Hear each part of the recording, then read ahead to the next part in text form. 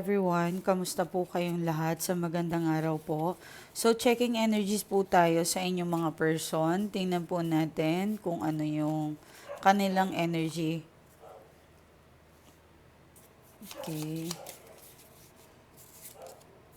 Queen of Heart.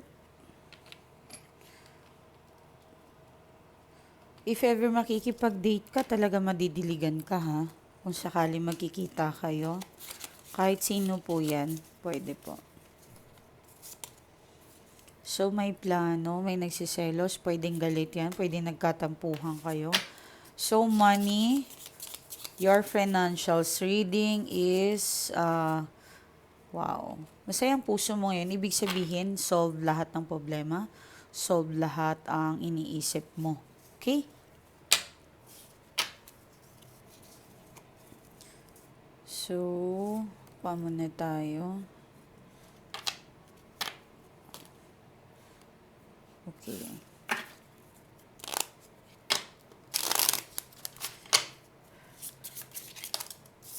Meron din dito naiinis no? Mukhang galit din siya.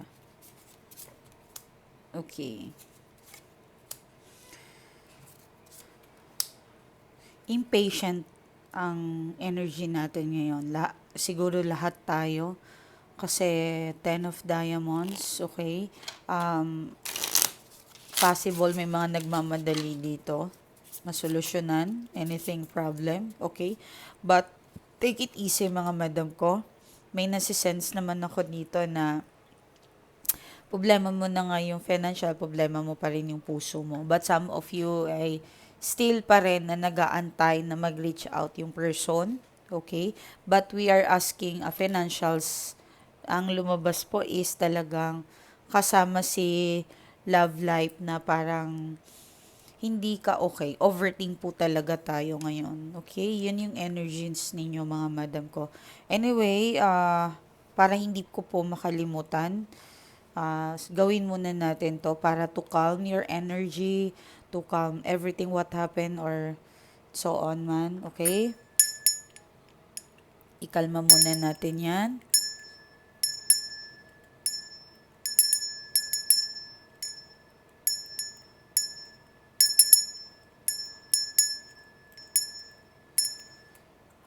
Inhale. Sabayan nyo ako ha, please. Kahit nasa office ka, pwedeng kahit anong ginagawa mo. Inhale, relax, exhale. Okay? Relax lang, relax lang. Close your eyes. Take a deep breath.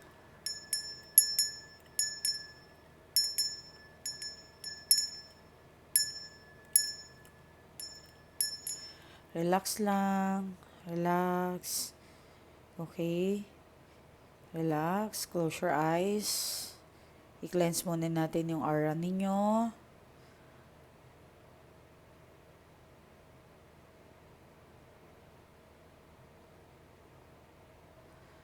Okay?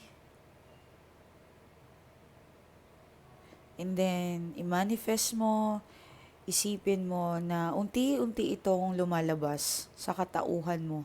Lahat ng negatibo. Okay? Forget, forgive, move forward.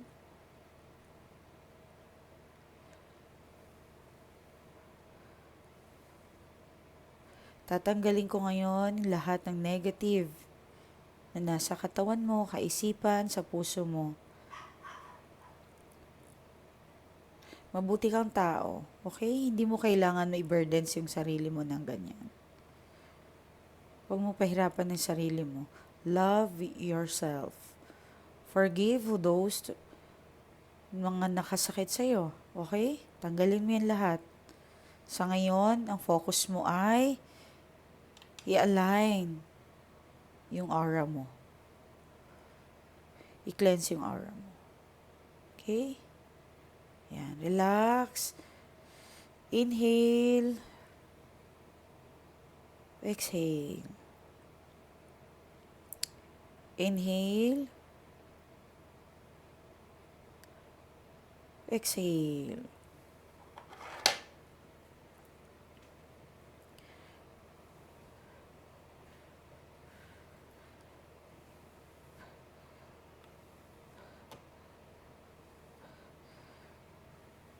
Okay? Uminom ng tubig. Uminom ng tubig. Kumuha kayo ng tubig. And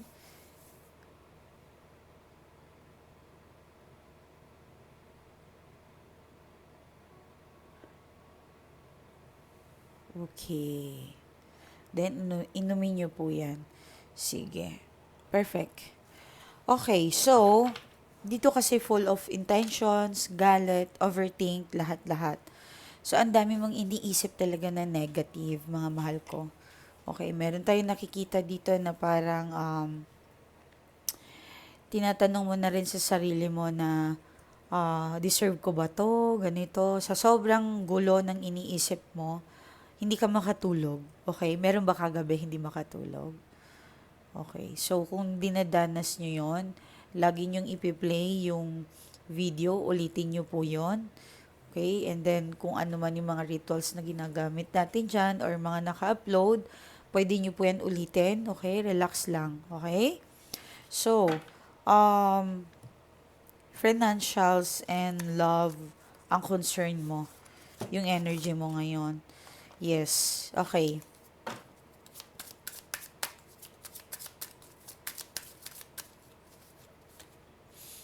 Four of Cups. Actually, hindi ko alam kung perfectionist ka ba o talaga namimili ka. Okay, so maraming offer, maraming kausap, maraming handang tumulong sa'yo, marami naman na gusto ng or attention mo. Okay? Wow. O, tingnan mo na, namomroblema kayo sa pera. Okay?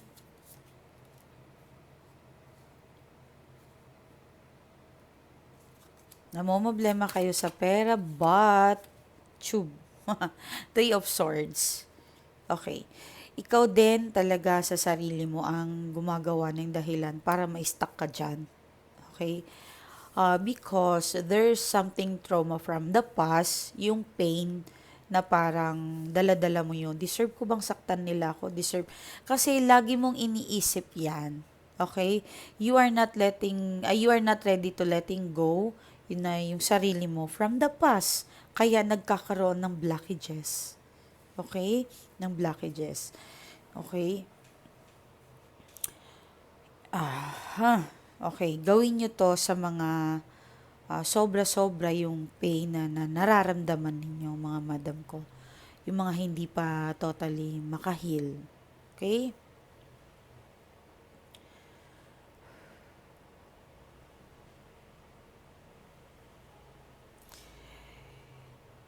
Talk to the universe.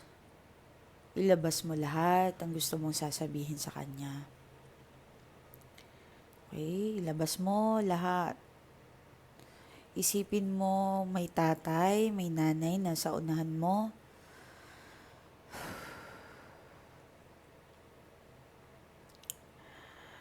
I want you to know na napakalakas mo. Sa dami-dami ng pinagdaanan mo, ngayon pa ba? Ngayon pa bang itong sitwasyon na to na iisipin mo na mahina ka? Okay? Sabihin mo sa universe na malakas ka. Malakas ka at malakas na malakas. Minsan, hindi mo man maramdaman, pero alam mo sa sarili mo, tao lang tayo, nasasaktan, nagkakamali, mahina, or humihina. Universe, bigyan mo ako ng kalakasan, Panginoon, Yarab, bigyan mo ako ng kalakasan sa lahat na anuman ang pagsubok sa akin.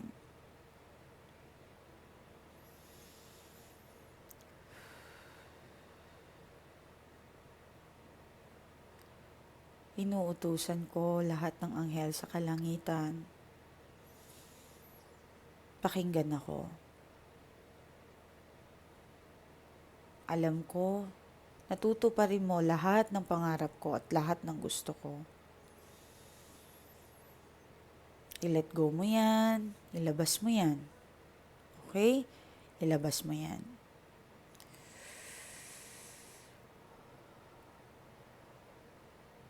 Pinapatawad natin ang mga taong hindi humingi o kailanman hindi humingi ng tawad sa atin. Patawarin mo anak, patawarin mo madam ko, patawarin mo bossing ko. Kahit ano pang sakit na idinulot ng tao na yan sa'yo, magpakawala ka ng bigat sa puso mo.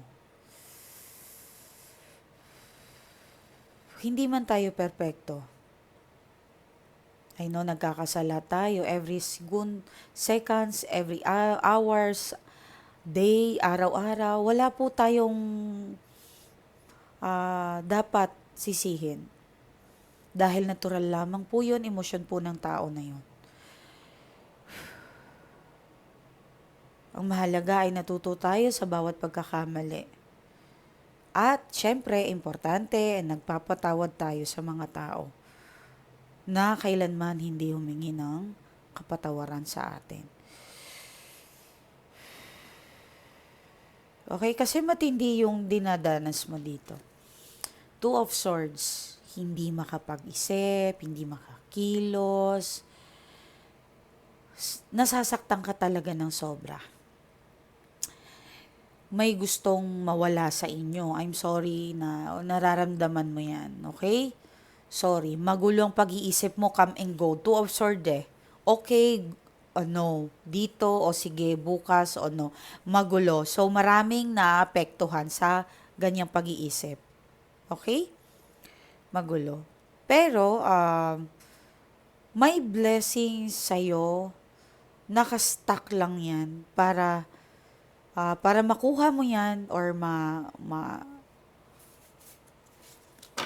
ma-claim mo yan, yung blockages, kailangan mo yan tanggalin talaga. Okay? Parang feel mo na swords nakasaksak sa katawan mo. Hugutin mo yan. Tanggalin mo at itapon mo. Okay? Napakabigat ng mensahe na yan pero alam kong makakatulong yan sa inyo sa pagpapalaya ninyo. Yes. Gusto mong makaharap yung person na yung mga taong hindi kayang humingi ng tawad sa'yo. Gusto kanya, siguro nagsalita ka ng masakit sa kanya, gusto kanyang harapin. But, the more na harapin mo yung problema na yan, the more ka na nasasaktan sa ginagawa niya sa'yo. Okay?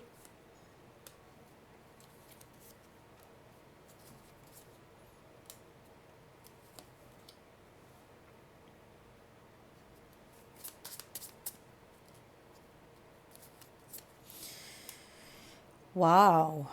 More. Okay. Siguro, sorry ha sa words. Alam ko, meron lang problemang kaperahan. And sumama pa to si love life. But don't worry daw, binibless ka ng universe. May isang taong makikilala ka na hingi or makikilala ka. Possible po talaga na makakatulong to sa'yo.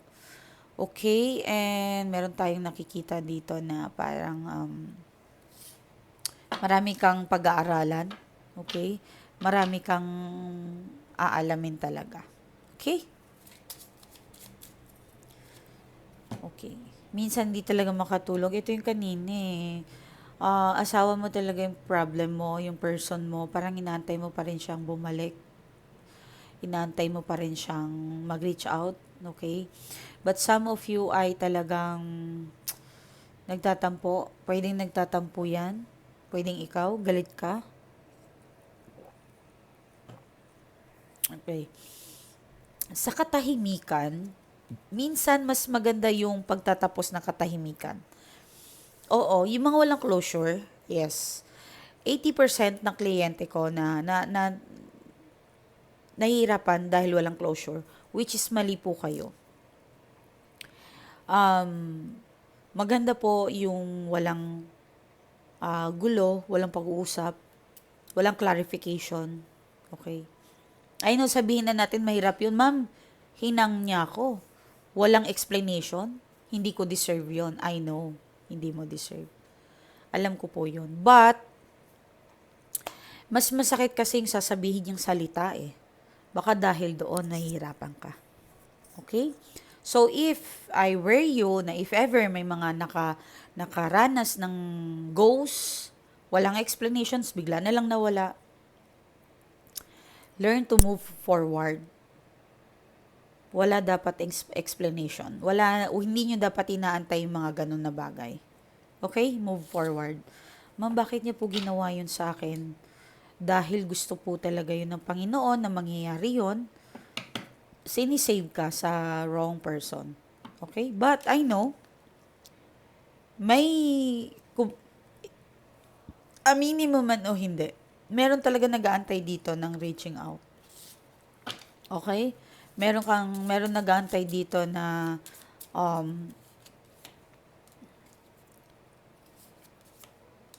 explain niya yung sarili niya. Okay? Wow. Konti lang to, wag kang mag-alala. I think pagdating ng May, June, yes, magiging maganda po yan. Expect nyo po yan. I know stress kayo ngayon, but claim this reading, this June, magiging maganda. Halima?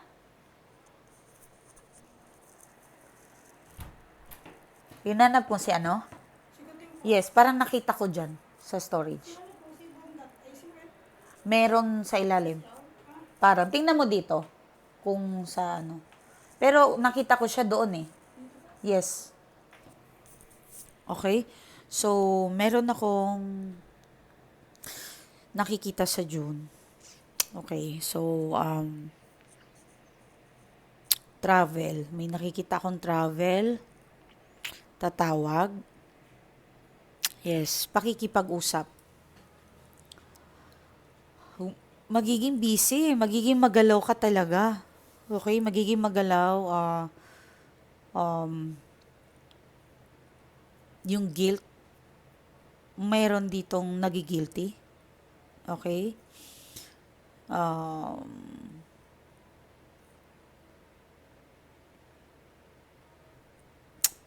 I know, ayaw pa rin mag-sorry, but meron pa rin na sa puso niya na still alam niya kung ano yung mali niya. Yes, this coming June po yan ha. Hindi ko alam kung may pipirmahan ka, or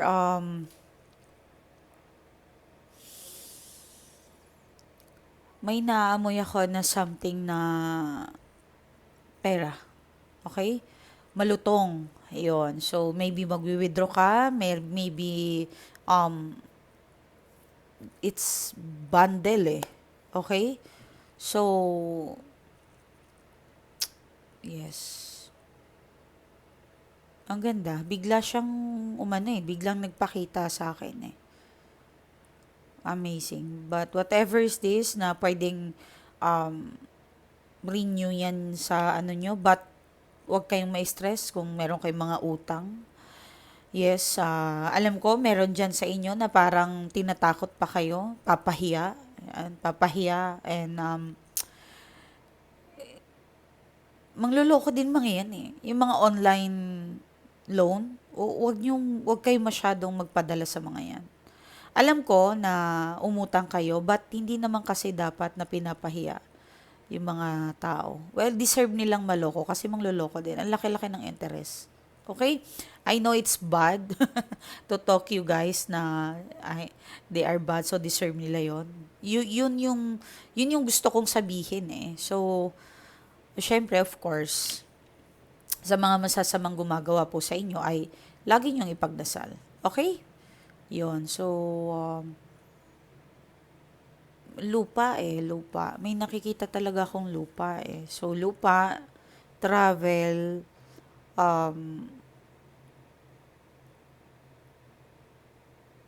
may makakausap ka.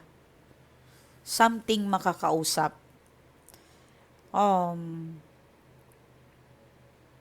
kakaiba siya eh. Parang itong tao na to ay magli-lead sa'yo na to income, pera. Okay? Yan. So, wag ka dapat um, may fertility ako nakita. Yung mga ayaw mabuntis ha, ingatan yung sarili ninyo. Oh my God, kahit nga ako nag-aalala ako. Pero, hindi ko naman iniisip na buntis ako. But, mahirap talaga, what I mean is, mahirap talagang tiisin yung ganun, di ba? I know. Long distance relationship, alam ko po na isang malaking pagsubok yan sa inyo, magtiis. So, yung mga nagsasama, I know, na parang gusto nyo, but yung person mo wala namang gana. I know na ano. But yun yung mahirap yung mga bihirang magalaw na bubuntis po talaga yan. Okay? Yung mahirap po talaga, sobra. Ako naman, para naman tayong magkakapatid dito, mga mahal ko. Yung gusto natin, but ayaw natin mabuntis. 'Di ba? Yun tao lang tayo. Tao lang tayo. And then, feeling natin kapag nabuntis tayo, kasalanan natin to, hindi natin alagaan yung sarili natin, di ba? Hindi po talaga, dapat alagaan nyo po. Okay, may buntis. Okay, be careful lang mga madam ko. But, meron po ako nakikita dito, meron recognitions, meron reconciliations. Okay? Recognition sa work, pwede sa pera, sa boss. Okay? May mga upgrade for you. So, it's a blessings. Stability. Yes. Your energy when pagdating ng third week ng May, pagpasok ng June, it's stability po talaga. Okay? So, sa love life, I know.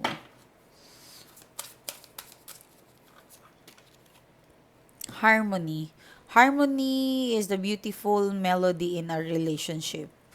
Harmony. Of course, yung para siyang atmosphere na paano yung aura. Something harmony. Pwedeng how to communicate with your person. Okay. I think kalmado. Itong June na to, itong third week of May, magiging kalmado ang energy. Pwedeng long distance relationship, pwedeng tigilan nyo muna yung pag-iisip ng kabit-kabit na yan. Kasi namamanifest ninyo, parating na si June, bahala kayo. Oo, parating na si June at bukas po yung langit sa June. Okay? So there's no prayer. Ayan. I want you to do, guys. Sorry. Ano ba yan? Sorry. Na lagi kayong magdasal. Lakasan nyo yung manifestations ninyo po talaga. Okay? Kasi yan po talaga ay bukas ang langit.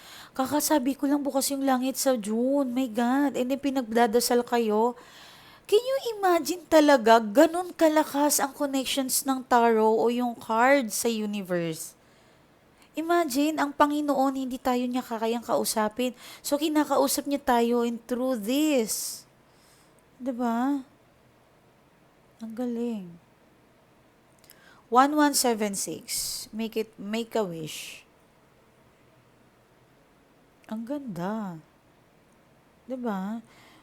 Andito pala yung pusa na hinahanap. Hinahanap ko ni Halima. Alam mo yung pusa na to, ma-share ko lang mga langga. Pag dinidilaan ako nito, nagkakapera ako. Yes, dinidilaan niya ako sa palad, sa ano. Hindi ko alam kung na-post ko po yon, pero makita ninyo, nagdidila po yan siya. Oo. Okay? Ipet ko lang yan siya and then didilaan niya po yung aking kamay. So, kung may cut kayong ganyan, kabait, nagbibigay ng swerte, magpadila po kayo. Pero of course, dapat malinis. Naka-inject po yung mga cuts ninyo, ha?